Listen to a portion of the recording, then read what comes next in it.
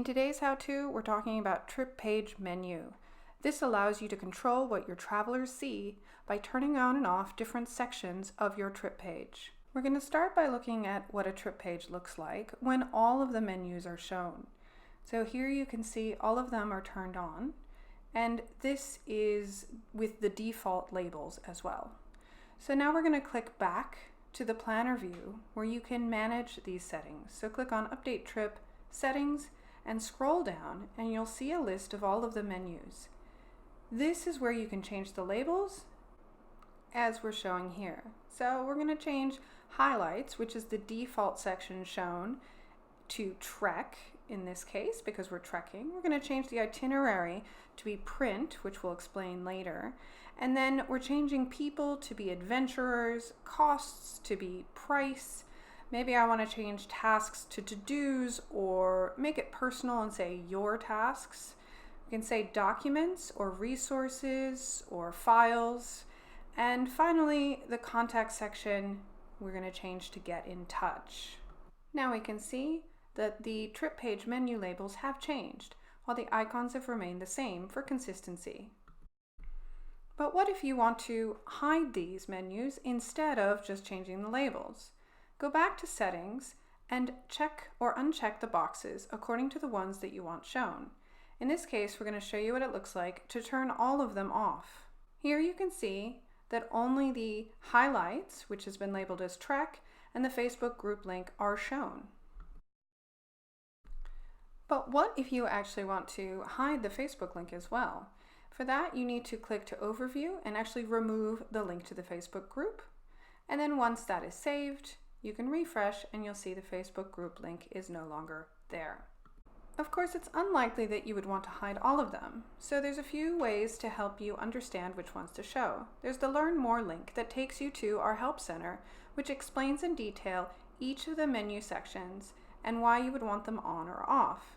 In particular, the People section only shows to people who are registered, even if that menu is enabled. So consider whether or not you need to turn it off even for those who have registered and paid. You can also hover over each one to get a little tip that explains why you would want it on or off. For example, if you're turning on the Resources one, that makes sense because it will only show if there are documents and resources to show. So if none have been attached to tasks, then the menu won't appear. So it's a good one to leave on by default. The same is true for the Tasks menu. It will only appear to people who have assigned tasks that they haven't yet completed. So it's also a good one to leave on by default. However, if you're still working on tasks and you want to hide them until payments have been made or other information has been provided, you can uncheck it here and then turn it on when you're ready. The Costs menu is a tricky one. Remember that if you turn this off, then people cannot pay via YouLi. This can be handy if people are paying through another channel, but it can be confusing if people are expecting to be able to pay here. So make sure before you turn it off that you have a way for your travelers to pay you. The People menu, as I've discussed, is a little bit of a tricky one when you're thinking about privacy. Even if it is enabled, it only shows who else is going to people who have paid already on the trip. So that's one level of protection, and it will always appear for people in invitation groups to be able to access their fellow travelers to be able to manage their profiles and tasks.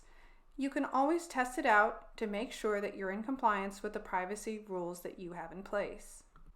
Even if you do include it, remember that only their name and their mini bio and the image that they select on their profile are shown to other people going on the trip.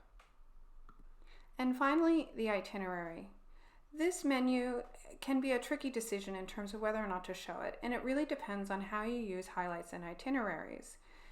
If all of your itinerary items are shown on the highlights, then it may not be necessary to have a second menu. So in this case, that's exactly what we have.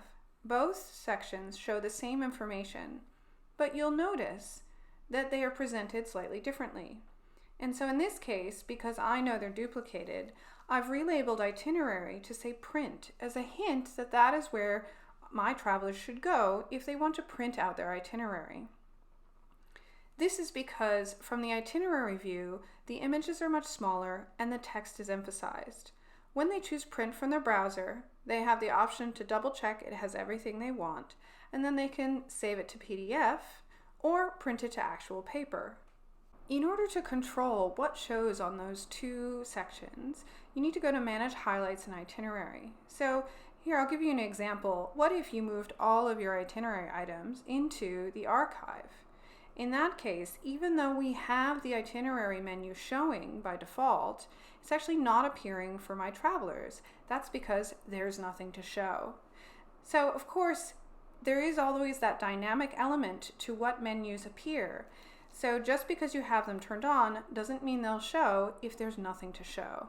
Now we'll click back and recover those from our archive, and then we'll see them appear again on our trip page. Thanks for watching this how-to. To learn more about how YouLi makes group travel easy, check out the rest of our playlist or go to youlivetotravel.com.